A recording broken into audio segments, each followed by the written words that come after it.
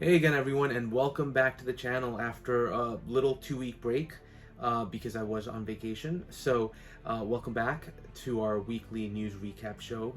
There's a lot to discuss, but I'm going to change the format a little bit today just because I'm still, honestly, after a week of my first real vacation in about 8 years.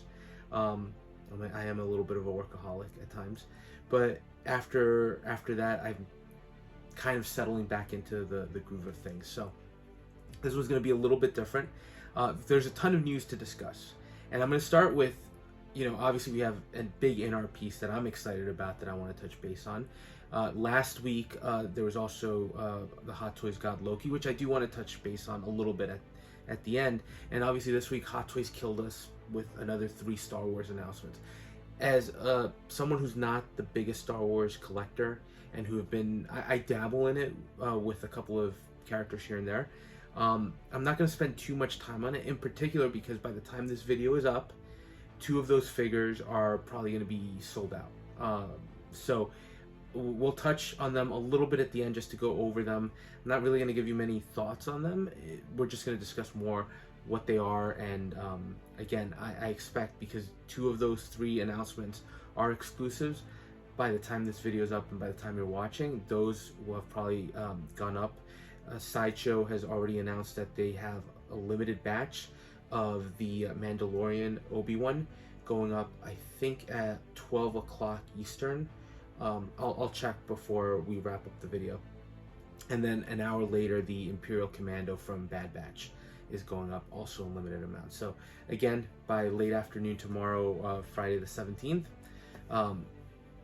they're going to be gone. I'm pretty sure that there seems to be a lot of hype for those figures. So instead of going news stories, let's start with what for me is the most exciting announcement, right? Which is INART is giving us their second release from their Harry Potter line, and we're getting Ron Weasley. So look, I'm a huge Harry Potter fan. I've read the books.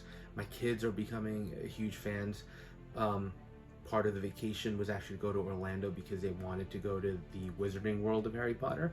So perfect timing, right? Because I went off season, so it wasn't as packed as, at least according to my family, it wasn't as packed as it normally is, and I still thought it was pretty packed, especially, again, the 2 worlds that Orlando has for the Wizarding World. They're still very popular, and a slight funny aside, my dad was with us, and he was kind of keeping count of how many people were going into to buy wands and how many people were coming out with little wand shops, and he was like, in the course of 40 minutes it was so many people. He was just thinking, like, they're making a ton of money here. So I think basically the reason I'm bringing that up is I think there's definitely some interest in the line, right? Maybe not necessarily from some of the most vocal collectors, but I think people that are fans of the Wizarding World have wanted some Harry Potter figures for a while. Up to this point, the only ones we've had have been from Star Ace. And look, some of them, I'm not going to say they're horrible. Some of them were actually somewhat decent, but then some of them were just, the likeness wasn't there. The tailoring on the clothing just didn't look good. And they're not the cheapest figures either. So it was something that, while you might want the IP, it was not necessarily the most appealing. So in steps INART, who has done a pretty decent job. Listen, whatever you think of the company, and Fabs and I have had conversations about this as well, but whatever you think about the company, setting that aside and kind of their approach to things, they've had 3 releases that have been generally seen to have been pretty well accepted. So I have high hopes for this. Now, my interest is not because this is INART releasing them that I'm jumping all over them. It's more because they're good looking Harry Potter figures. So it's the IP, right? So I already ordered the Harry Potter. Now this is based on the first movie, the Sorcerer Stone. So they had shown Ron, who went up for pre-order now, Hermione, and a Dumbledore prototype at one of their shows. So this is a great indication that they're going to give us those figures, right? So this includes a picture of Hermione in one of the snapshots. which we'll also discuss because I know there's been some criticism in the community about that one. And I think the Richard Harris Dumbledore is definitely coming. So at least those 4 are going to come in. And it's, look, would I like more figures? Absolutely. But if this is all we get, at least from the first movie, it's kind of nice to have the main trio of characters from the books and from the movies, as well as one of the most pivotal older, adult characters in Dumbledore. So look, as far as the figure, and we're gonna talk about a couple of things, right? Let's talk about my thoughts overall here. I think he looks great, right? I think the sculpt at first threw me off a little bit because it's kind of an expressive one, but if you go back and watch the movies, it kind of goes along with the character of Ron Weasley, especially as he was portrayed in the movie. So I kind of appreciate that INART did that. Would I have liked an alternate sculpt? I don't know. I think I have to give them credit. At least the prototype photographs they took look pretty nice, and they've posed him up in a different set of ways.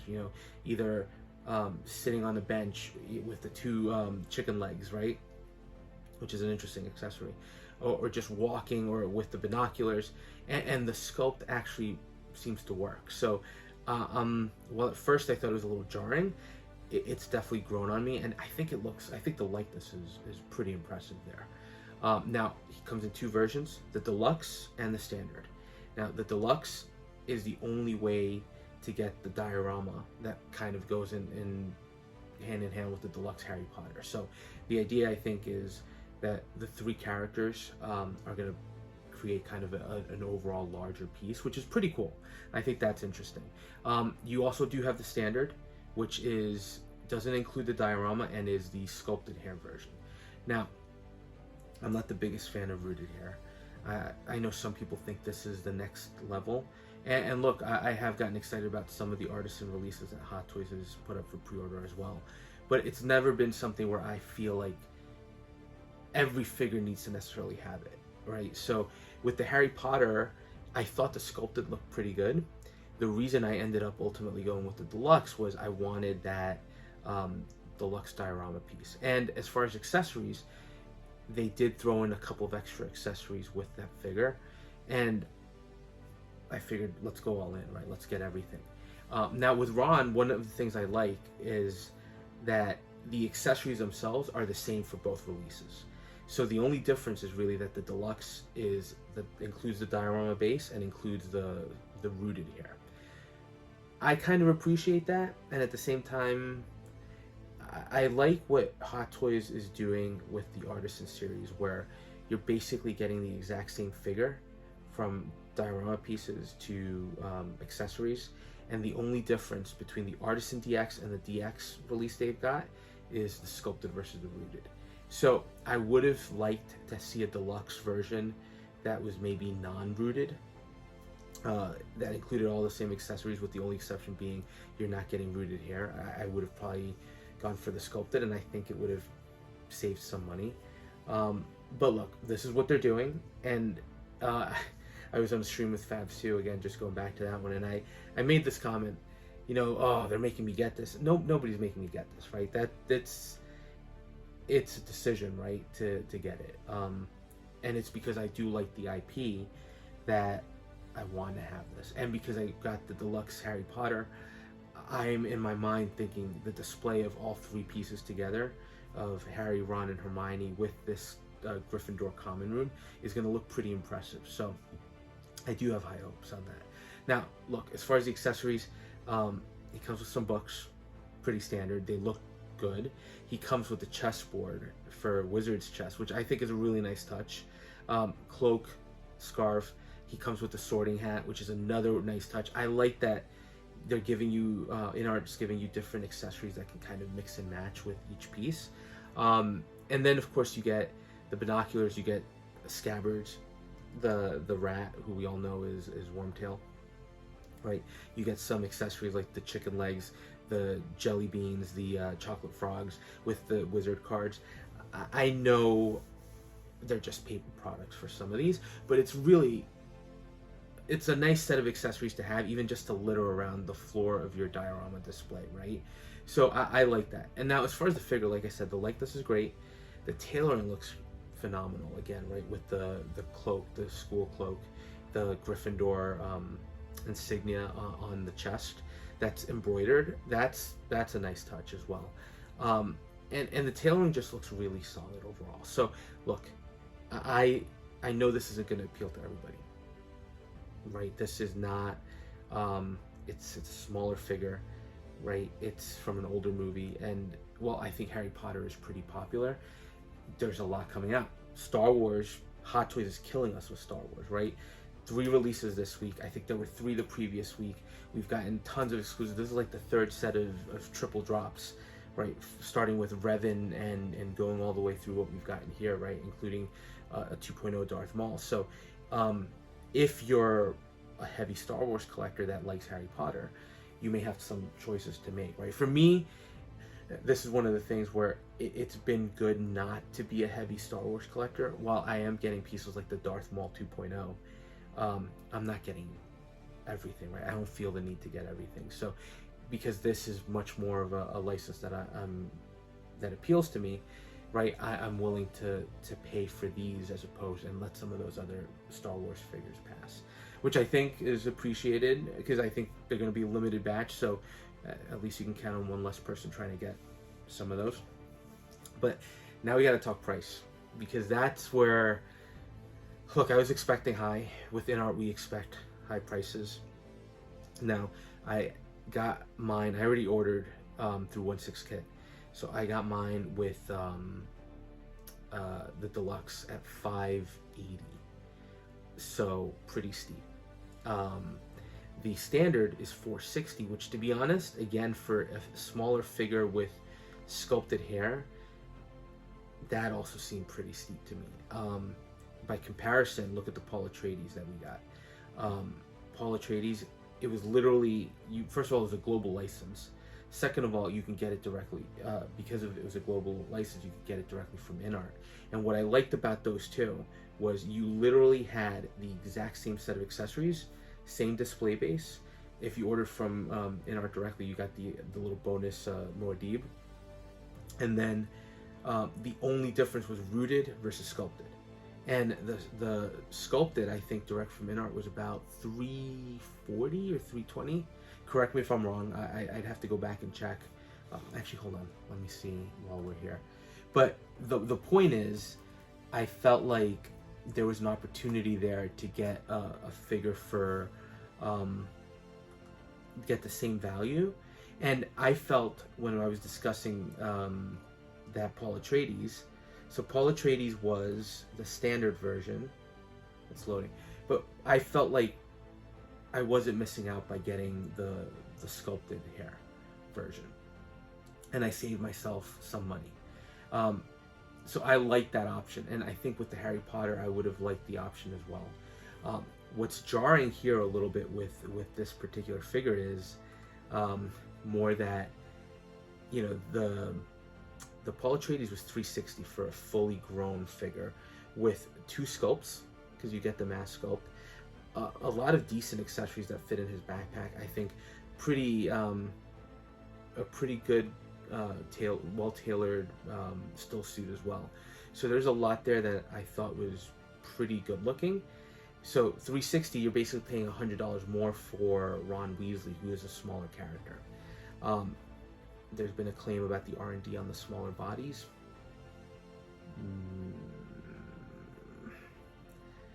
Look, nobody's making me buy this, right? I'm making a decision. This is what INART's going to charge for it. That's their right. Do I think it's worth that much money? I think it depends on each collector, right? And for me, right, I could have said no. I could have said, no way, I'm not doing it. But I want the character. And again, nobody's forcing me to do it. But I do wish the price were a little bit less, especially when you compare it to the Paul Atreides, which, look, I'm sure part of it is that with Paul Atreides, you're getting a $20 flat rate shipping when you order.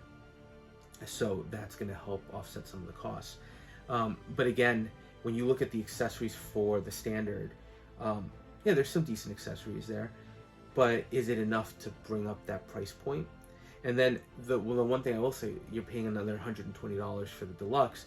At least with that, you're getting the diorama. So it's not like, I don't feel like you're paying just $120 for the rooted hair versus the sculpted. So it is, that is something to accept with INART. If you're going to collect INART, you're going to have to pay a heavier price, right? And that's our choice as collectors, whether or not to do it. So I'm pretty excited about this. I like that with this and Lord of the Rings, INART is starting to dive deeper into certain lines. I think that's what I was always curious if they were going to do that. So it's nice to see that they do have that intention. Now, I had considered at some point jumping into the Lord of the Rings line. I am glad I did not, because at the cost that each of these figures is coming in at, it's a pretty penny. And look, I don't think the INART production is anywhere near Hot Toys, or I'm going to throw Exo 6 in there. Exo 6 is cranking out release after release, right? They've got a pretty good system in place. So I don't think I feel like I'm going to get hit with, at least at this point in time, maybe later on, a few years down the road, it'll happen, but I don't think we're going to get hit with INART invoice after INART invoice after INART invoice and have to pay out all this money at once. So it does let you space out a little bit.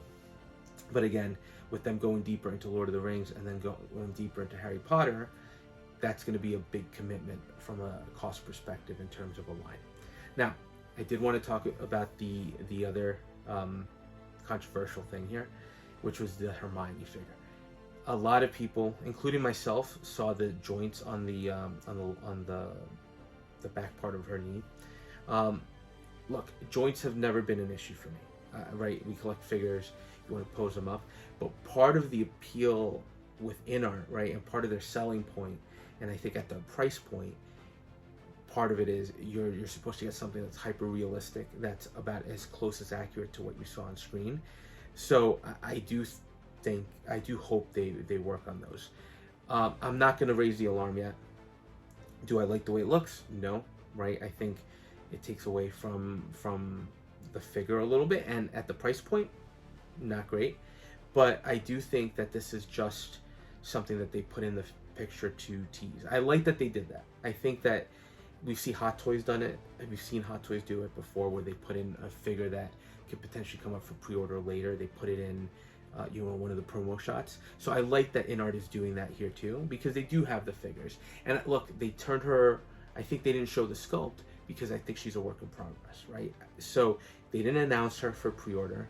She is incoming at some point, but they didn't say when. So I think there's an opportunity for INART to continue to work on that.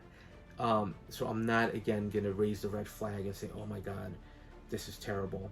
I think if they release it that way for pre-order, then we'll have another conversation. But for now, I think that was just, I personally think that was just a shot to give you an idea there's more coming. You're going to have the three figures be able to interact together. Just be ready. And then I think hopefully we'll see INART listen to the community and make a change there. So again, really excited for me as a fan of the line. I think it was a pretty good, solid release. There are definitely two other figures coming, the Hermione and the Dumbledore. The Richard Harris Dumbledore, which is, I thought that was my favorite iteration of him. Obviously, Richard Harris passed away prior to filming Prisoner of Azkaban, which is why we got Michael Gambon taking over the role. And he did a great job as well. But I do think that Richard Harris really embodied the character. So I'm glad we're getting his version from that first movie. From there, I don't know, right? It's sort of a good thing and a bad thing, right? You have four figures that I think we're probably definitely going to get, right? Two are in order now, two incoming. The question is, where do you go from there? Because from the first movie, if they're just tackling the first one, who's left, right? Do you get Professor McGonagall? I think she's an important character. I'd buy her, but is there an appeal there? But I would think somebody like Professor Snape, right? Severus Snape would make sense, right? He's another great important character to the franchise, and I think his rendition in the movies was a highlight, right? Everybody loved the way that the character was played. So I would hope that if they were to go beyond just these core characters, that would be one of the other characters that they tackle. And that's just from the first movie, right? If this is successful, they've got an additional 7 movies to tackle, right? With older versions of the kids. I wouldn't be surprised if at some point they do that, right? I wouldn't be surprised if they do a Quidditch version of Harry at some point. And then you've got the other characters that start getting added in, right? From Prisoner of Azkaban, you got Sirius Black, right? I think everybody loves that character. You've had Hagrid. You've got, even from the younger kids, right? Draco Malfoy. In Chamber of Secrets, you've got his father, Lucius Malfoy. Dobby. You've got a lot of characters leading all the way to Voldemort. Right? If you're going to make Harry Potter, are you not going to make a Voldemort? Now, granted, I don't think that character would necessarily fit into INART's strengths because he is bald, but so you wouldn't see rooted. But there's a lot of possibilities there. Will they go that deep into the line? I think it's there for them, and I think depending on the success of these first 4 figures, that'll dictate where they go.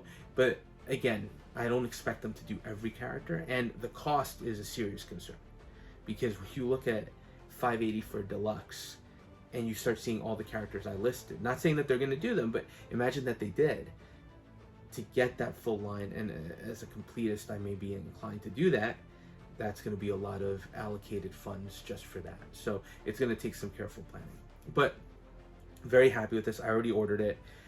Like I said, it was a little sticker shock, but I wanted the figure. I wanted to complete that. Maybe I'm riding a high after coming back from Universal. But again, with the Harry Potter, it just made sense to have all 3 figures there together.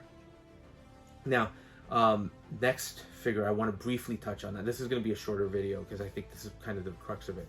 But the next one I wanted to talk about briefly was God Loki. Marvel fan, I'm super excited that we finally got God Loki. Look, he's been one of the best written characters in the MCU. And in this Phase 4 and Phase 5 that has been somewhat controversial, right? I found them enjoyable for the most part, with a couple of exceptions. But I think Loki has been one of those crown jewels of Marvel that still continues to hit, right? Loki Season 1 was phenomenal.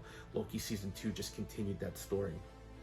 But he's a character that went from the sniveling weasel in the first Thor, right, to the main villain in Avengers, in the first Avengers, on, you know, Thanos' lackey, but still.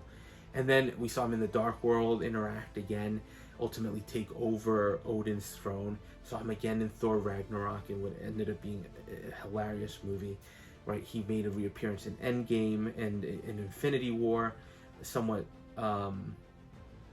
tragic appearance, but right, he's a great character, and I think Loki did a great job of capturing that as well. And from going all the way here, right, he's burdened with glorious purpose, to the final moments of Loki Season 2.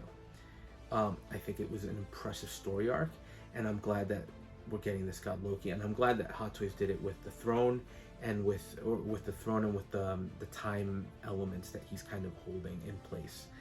It's a great culmination for the character. Hopefully it's not the last time we see him. Now, as a figure, I love it. I thought the figure looked great. It's very simple. Even though it's a DX, right? It's a pretty simple figure. The tailoring, the clothing, all straightforward. I like the sculpt, right? There's not much to it. And if you're going to display him in the sitting pose, that's pretty much the appeal. And so, surprisingly, and this is the reason I wanted to touch base on this, was Hot Toys also did an Artisan DX of this. Was I expecting an Artisan Loki at some point? Yes, I was. Was it going to be this version? No, it wasn't. I saw it, and I actually got on the queue for it, and I was about 2,000. So I managed to get into the queue, and I saw the price point that they were charging for it, which was, it was about 400 and change, right? And then I clicked on the, or it was more actually, sorry, because I think it's $150 more than the standard version. And when I looked at the standard version at $290, right, I had to take a moment to look back, because again, there are no differences between the packages. You're getting the same accessories with the standard and with the Artisan. So $150 you're just paying to get that rooted hair. That rooted hair is going to be covered by the horns and the helmet for the most part, the headpiece. Does it look good? Yeah, I'm not going to deny that. But does it look $150 good, where I could save myself another figure? That could be a third-party figure. That could be half of another Hot Toys figure, right? And just go with the standard. For me, it was an easy decision, because while I love the character, right, I didn't see enough difference for the Artisan DX to warrant that for me. So the standard, I like that Hot Toys gave us those two versions, because at the price point, it gave me an option to kind of go in at a lower price point and be happy with what I'm getting. Not to say I'm not going to get any Artisans, because I have two on order. I have the Scarlet Witch and I have the Jack Sparrow. Now those two figures, and look, the Scarlet Witch, actually the sculpted actually looks pretty good too. But those two figures I think definitely benefited from having the rooted hair, right? Scarlet Witch just with the longer hair, Jack Sparrow with how intricate the detailing is and how well they did it. So I think that's going to be my approach with the Artisan. It's not going to be an Artisan I must have it because it's limited. It's going to be more, do I think the figure warrants it enough to pay that extra money for it, or am I going to be satisfied with just the standard? Because I think with the example of God Loki, I think the standard is going to look just as good as the Artisan. Maybe the Artisan is going to look slightly better and more realistic, but I think in a display case, I'm going to be pretty happy with that. So I like that Hot Toys is giving us both options. So that's just why I wanted to touch on this briefly. And then to wrap things up, again, Star Wars, a couple of announcements. So we got the Mandalorian Obi-Wan.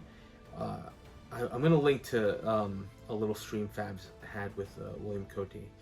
Who really gave us a description of that character. He did a great job. I learned a little something. I always learn something when he's talking Star Wars, which is great for me because some of these characters I just have no idea. Having said that, easy pass for me. Not really going to discuss him or the Bad Batch Imperial Commando, which is the other exclusive, because like I said, I think they look great as figures. They look decent. They're not for me. And then by the time this video goes up, they will have already been up for pre-order on Sideshow, and I think they're going to have sold out at this point. I think I've seen enough.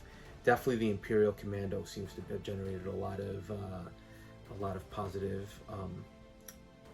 response from the community, and actually the Obi-Wan too. Even though the Obi-Wan, I've seen a lot of people say it's a kit bash, but people say it's important if you've watched Clone Wars.